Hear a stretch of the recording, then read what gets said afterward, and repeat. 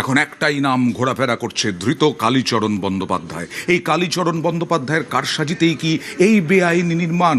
ভয়ঙ্কর তোলাবাজ, ভয়ঙ্কর দুর্নীতিগ্রস্ত, এরকমটাই অভিযোগ কালীচরণ বন্দ্যোপাধ্যায়ের বিরুদ্ধে। WBCS অফিসার, তিনি ছিলেন প্রাক্তন মেয়র, ফিরহাদ হাকিমের OSD।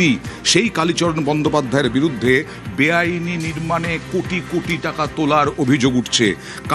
নিয়ম ভেঙে গোডাউনের কাঠামো তৈরির অভিযোগ, প্ল্যান ছাড়াই শর্তাধীন ছাড়পত্রে গোডাউন তৈরির অভিযোগ, স্ট্রাকচারাল ড্রয়িং, সয়েল টেস্টিং ছাড়াই নির্মাণের অভিযোগ।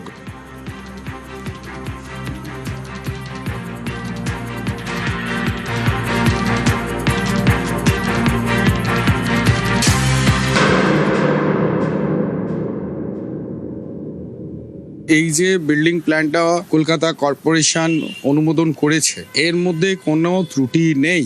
এটা MBC পাস হয়েছে। পাস হয়ে যাওয়ার পর তখনকার দিনের যিনি মেয়র ছিলেন, সেই মেয়রের কাছে উনি গেছেন, তিনি সই করেছেন, রেজলিউশনটা সই করেছেন, এবং তারপর এটা স্যাংশন হয়েছে। স্যাংশন হয়ে যাওয়ার পরবর্তীকালের যে কাজটা, সেই কাজটার মধ্যে গাফিলতি হয়েছে। ওনার ওখানে একটা এক্সিস্টিং স্ট্রাকচার ছিল, এটাকে আমরা বলি conditional sanction. Structural drawing design ওখানে দেওয়া সম্ভব হয়নি, বা সয়েল টেস্ট করা সম্ভব হয়নি। ওনারের দায়িত্ব হচ্ছে ওটা উনি ভাঙবেন, সংশ্লিষ্ট যে আর্কিটেক্ট বা স্ট্রাকচারাল ইঞ্জিনিয়ার বা যে কনসালটেন্টরা আছেন তাদেরকে ইনফর্ম করবেন যে আমি এবার কাজটা শুরু করছি। ওয়ার্কিং ড্রয়িং তৈরি হবে, সেই ড্রয়িংটা কলকাতা কর্পোরেশনের পোর্টালেতে আপলোড হবে। তখন সেই আর্কিটেক্ট বা স্ট্রাকচারাল ইঞ্জিনিয়ারের সুপারভিশনের দায়িত্বটা থাকছে।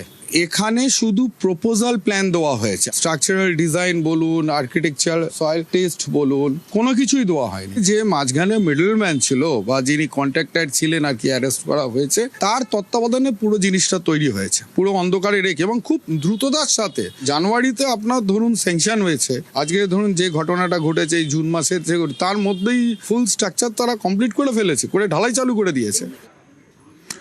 মুখ্যমন্ত্রী শুভেন্দু অধিকারী বললেন, অভিযোগ করেছেন যে জানুয়ারিতে যে অনুমোদন স্যাংশন হয়েছে সেটা ত্রুটিযুক্ত। সরাসরি চলে যাব প্রতিনিধি অভিজিতের কাছে। অভিজিৎ, পুরসভার ইঞ্জিনিয়ার কি করে বলছেন তাহলে যে এই অনুমোদনে কোনো ত্রুটি নেই? অয়ন, যেটা বলা হচ্ছে এই তালাতলার বিপর্যয়ে এই স্ট্রাকচারাল ইঞ্জিনিয়াররা তারা বিপর্যয়ের জন্য দায়ী করছেন যে এই কালীচরণ বন্দ্যোপাধ্যায়কে এবং বেহেরা ব্রাদার্স ঠিকাদার কন্ট্রাক্টরদের বিরুদ্ধে অভিযোগ। স্ট্রাকচারাল ড্রয়িং থেকে শুরু করে সয়েল টেস্টিং ছাড়াই এই বেআইনি নির্মাণের অভিযোগ। অর্থাৎ বলা যেতে পারে এই কালীচরণ বন্দ্যোপাধ্যায়, যেটা একটা গান ছিল না, ফেটে গেল কালীরামের ঢোল, ঠিক সেরকম ভাবেই বলা যেতে পারে ফিরহাদ হাকিমের OSD এই কালীচরণ বন্দ্যোপাধ্যায়ের, তার কারসাজিতেই কি তারাতলায় বেআইনি নির্মাণ, সেই প্রশ্নটা উঠতে শুরু করেছে। এবং প্ল্যান ছাড়াই, কোনো রকম প্ল্যান ছাড়াই শর্তের বিনিময়ে ছাড়পত্র দেওয়া হয়েছিল এই তারাতলার বেআইনি গোডাউন তৈরির অভিযোগ। সম্পূর্ণ নিয়ম ভেঙে এই গোডাউন কাঠামো তৈরি করা হচ্ছিল বলে এমনটাই অভিযোগ তুলেছেন এই কলকাতা পুরসভার স্ট্রাকচারাল ইঞ্জিনিয়াররা। তারা বলছেন এই কালীচরণ বন্দ্যোপাধ্যায়ের কারসাজিতেই সমস্ত কিছু। অয়ন, আর পুরো অ্যাপ চালু ছিল। দুর্নীতি ঢাকতেই কি কলকাতা পুরসভার পুরো অ্যাপ বন্ধ?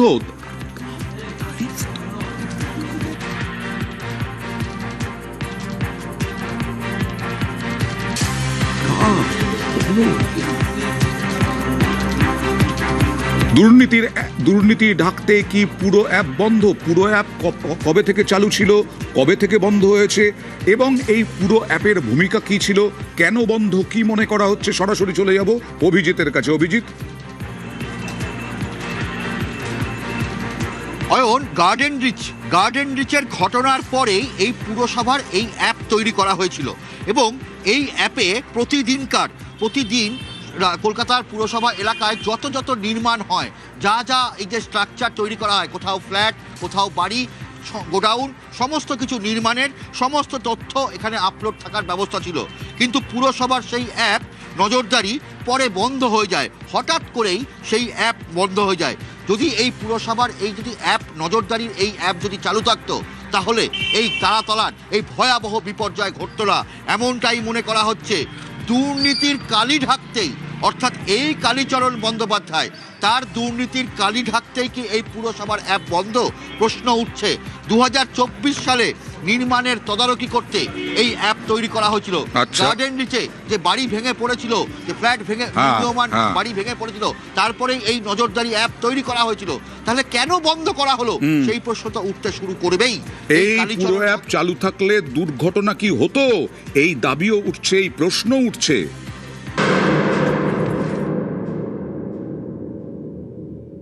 যখন ধবল জৈন স্যার ছিলেন উনি একটা অ্যাপস তৈরি করেছিলেন।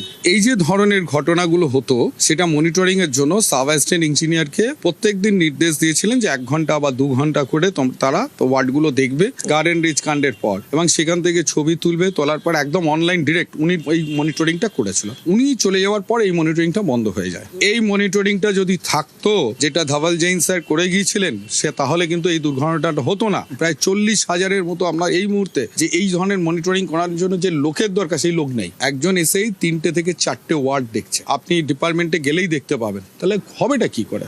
পুরসভার স্ট্রাকচারাল ইঞ্জিনিয়াররা অভিযোগ করছেন নির্মাণে নিয়ম ভাঙাই নিয়ম। তারা অভিযোগ করছেন পুরসভার পোর্টালেও অনিয়মে ভর্তি, ডিটেইল প্রজেক্ট রিপোর্ট ছাড়াই কাজ, অর্থাৎ ডিপিআর। সেই ডিপিআর ছাড়াই কাজ হতো, তারাতলায় পদে পদে নিয়ম ভেঙে নির্মাণ।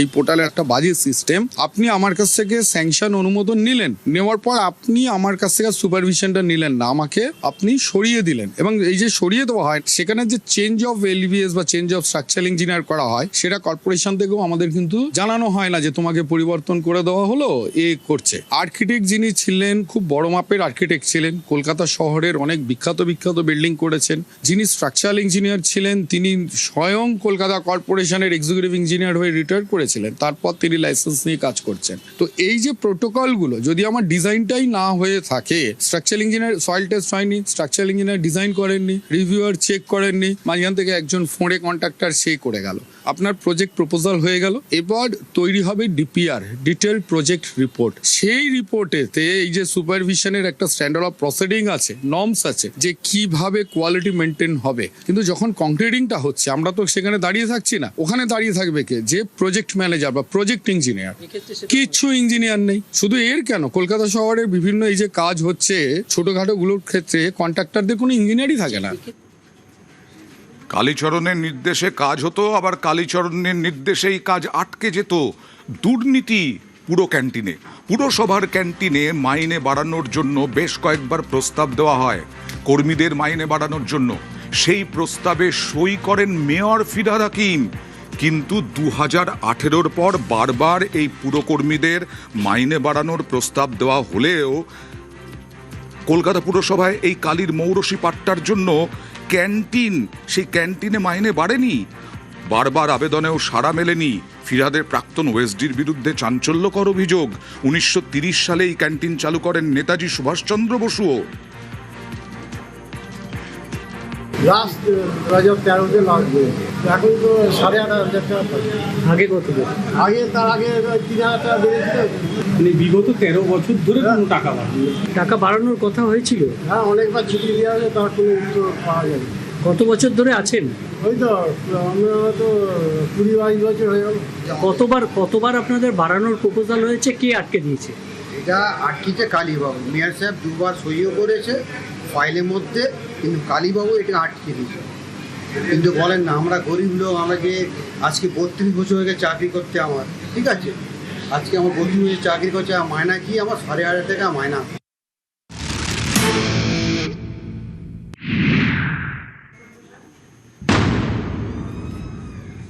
কলকাতা পুরসভায় কালীচরণ বন্দ্যোপাধ্যায়ের সিন্ডিকেট। একেবারে কালীচরণ বন্দ্যোপাধ্যায় তোলা না পেলে পরে দুর্ব্যবহার করতেন, এরকমটা অভিযোগ। এমনকি খুনের হুমকিও দিতেন, এই অভিযোগ। ঠিকাদার, সেই ঠিকাদার যিনি ক্যামেরার সামনে মুখ দেখাতে ভয় পাচ্ছেন এখনো, এমনকি নাম প্রকাশেও অনিচ্ছুক। কালী হচ্ছে একটা বড় তোলাবাজ। কালীরকে দেখা করতে গেলে তার বাইরে অনেক সাকরেতরা থাকে, তাদের মারফত তাদের নিয়ে তা কালীর কাছে যেতে হয়। আর আমি একবার গেছিলাম কালীবাবুর কাছে আমার এক পেমেন্টের ব্যাপারে, আমি খুব অসুবিধায় ছিলাম পেমেন্টের ব্যাপারে, আমাকে দূর করে তাড়িয়ে দিয়েছে। কত টাকা দিতে পারবি আমাকে ভায়া যারা সাকরেত ছিল বাইরে তাদের দিয়ে আমাকে বলেছিল। আমি বললাম আমি তো তার বেশি দিতে পারবো না। আমি কালীবাবুর কাছেও আপনি পৌঁছতে পারছেন না? কালীবাবুর কাছেও পৌঁছাতে পারছি না। তার পাশে আরও 2-4 জন ওরা ভায়া ঘুরে বেড়ায়, তো যারা টিয়ন আছে তারা ওই টাইপের, তাদের মারফতে আমি ঢুকেছি। কালীবাবুর সামনে আমি দাঁড়িয়েছি, কিন্তু উনি রাজা বাদশার মতো হাবভাব, ওনার কাছে কথা বলার সঙ্গে সঙ্গে আমি কুকুর ছাগলের মতো আমাকে তাড়িয়ে দিয়েছে। বাট আবার বলছে তুই কত টাকা দিতে পারবি। হ্যাঁ, এইসব ভারসাম্য। পুরসভায় গেলে মেয়রের সঙ্গে কি দেখা করার তো প্রশ্ন, আমি মেয়রের সঙ্গেই দেখা করতে গেছিলাম, আমি চিঠি নিয়ে মেয়রের কাছেই যেতে গেছিলাম, কিন্তু মেয়র অবধি টপকানো যাবে না। কালীবাবুই সব। আর কালীচরণ বন্দ্যোপাধ্যায় তার মৌরসি পাট্টা, তার সিন্ডিকেটের জন্যই আজকে এই মোটা টাকায় রফা হয়েছে এই তারাতলার গোডাউন, এরকমটাই অভিযোগ উঠে আসছে। ভয়াবহ বিপর্যয়, 16 জনের মৃত্যু, মোটা টাকায় রফা হয়েছে, এরকমটাই অভিযোগ কালীচরণ বন্দ্যোপাধ্যায়ের সঙ্গে। এবং পুলিশ তদন্তে একাধিক চাঞ্চল্যকর তথ্য, কালীচরণের প্রভাবে পুরো আধিকারিকরা ধৃতরাষ্ট্র হয়ে গিয়েছিলেন।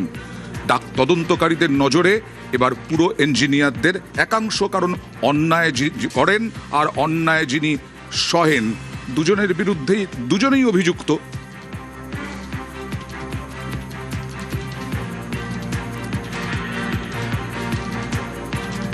আর তারাতলায় বিপর্যয়ের পর এবার ফিরহাদ হাকিম, প্রাক্তন মেয়র, তার বিরুদ্ধে অভিযোগ দায়ের। তারাতলার বিপর্যয়ে প্রাক্তন মেয়রের বিরুদ্ধে তারাতলা থানায় ভারতীয় মজদুর সেল তাঁরা অভিযোগ দায়ের করলেন। অভিযোগপত্রে প্রাক্তন 2 কাউন্সিলরের নাম, আনোয়ার খান, শামস ইকবাল, এদের বিরুদ্ধেই অভিযোগ উঠেছিল যে মোটা টাকার বিনিময়ে এখানে এইভাবে অবৈধ নির্মাণ করা হচ্ছিল। 3 জনের বিরুদ্ধে এফআইআর দায়ের করে গ্রেফতারের দাবি। ফিরহাদ হাকিম আর আনোয়ার খান আর শামস ইকবাল, এই 3 জনের নামে এখানে কমপ্লেন দিলাম। একটা বড় এখানে ওসি সাহেব বললেন কি এটা এফআইআর, যে বড় এফআইআর হয়েছে ওর মধ্যে এটা ঢুকে যাবে। আর আমরা বলেছি ওনাকে অ্যারেস্ট করতে হবে, বলেছে কি সব গঠন হয়ে গেছে, অনেক তাড়াতাড়ি আপনি রেজাল্ট দেখতে পারবেন। ববি হাকিমকে তাড়াতাড়ি গ্রেফতার দেখতে চাই, জেলের ভাত খেতে দেখতে চাই। তারাতলা ভয়াবহ বিপর্যয়ে কুণাল ঘোষ ফিরহাদকে নিয়ে বিস্ফোরক মন্তব্য, আর তার পাল্টা কুণালকে চ্যালেঞ্জ দিলীপ ঘোষের। তারাতলা কাণ্ডে মাননীয় মুখ্যমন্ত্রী বিধানসভায় একটি কাগজ দেখিয়ে ইঙ্গিতপূর্ণ বক্তৃতায় বলেছিলেন, এই দেখুন ওই বিতর্কিত এবং অবৈধ ধাঁচা নির্মাণ কার সই আছে, প্রাক্তন মেয়রের সই আছে। পরের লাইনটি কি বলেছিলেন, কাউকে ছাড়া হবে না, যারা তারাতলায় জড়িত তাদের অ্যারেস্ট করতে হবে। যদি আজ 5টার আগে অ্যারেস্ট হন ফিরহাদ হাকিম, তাহলে বুঝবো শুভেন্দু অধিকারী যা দেখিয়েছেন ঠিক করেছেন, সততার সঙ্গে দেখিয়েছেন। কুণাল ঘোষ দাবি করলে সরকার করবে না, সরকার যখন মনে করবে কেউ অন্যায় করেছে তখন তার বিরুদ্ধে ব্যবস্থা নেবে। সেই জন্য তদন্ত চলছে, যে দোষী সাব্যস্ত হবে, যার বিরুদ্ধে প্রমাণ আসবে এই অনৈতিক কাজের, সরকার তার বিরুদ্ধে ব্যবস্থা নেবে। তারাতলায় যে ভয়াবহ বিপর্যয়, সেই বিপর্যয়ে বারবার উঠে আসছে এই কালীচরণ বন্দ্যোপাধ্যায়ের নাম, মেয়র ফিরহাদ হাকিমের নাম। মেয়র ফিরহাদ হাকিমের বিরুদ্ধে অভিযোগও দায়ের হয়ে গেল মজদুর সেলের, ভারতীয় জনতা মজদুর সেল। এই তারাতলায় আর কোনো আটকে নেই কেউ, উদ্ধার কাজ শেষ, এনডিআরএফ চলে গেল।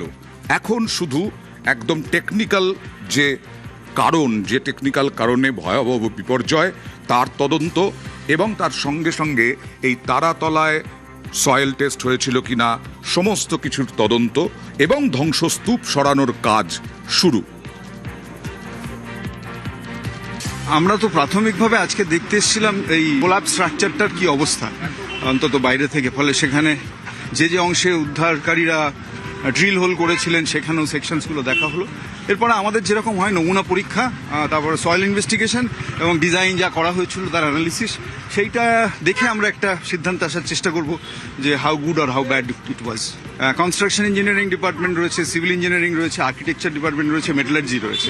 এই ধরনের ঘটনার ক্ষেত্রে নমুনা পরীক্ষা হয়, কিছু পরীক্ষা ল্যাবে হয়, কিছু পরীক্ষা সাইটে হয়, কিছু অ্যানালিসিস করা হয়, এই সবটা মিলিয়ে আলটিমেটলি একটা রিপোর্ট জেনারেটেড হয়। ফলে আমাদেরকে যারা অ্যাপয়েন্ট করেছেন আমরা তাদের কাছে সেটা দেবো। গোটা সমাজ, সরকার, প্রশাসন সবাই উদ্বিগ্ন যে কি কারণের জন্য এরকম একটা ঘটনা ঘটেছে, specially engineering point of view থেকে। ফলে সেইটাই আমরা খুঁজে বের করার চেষ্টা করব যে the lapses behind the failure engineering causes কি কিছু।